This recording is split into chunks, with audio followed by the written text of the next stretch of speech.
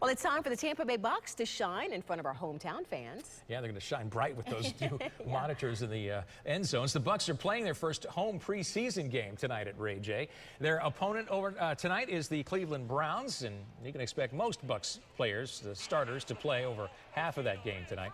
Teams normally use the third preseason game to get ready for the season opener. Kickoff tonight, scheduled for 8 o'clock.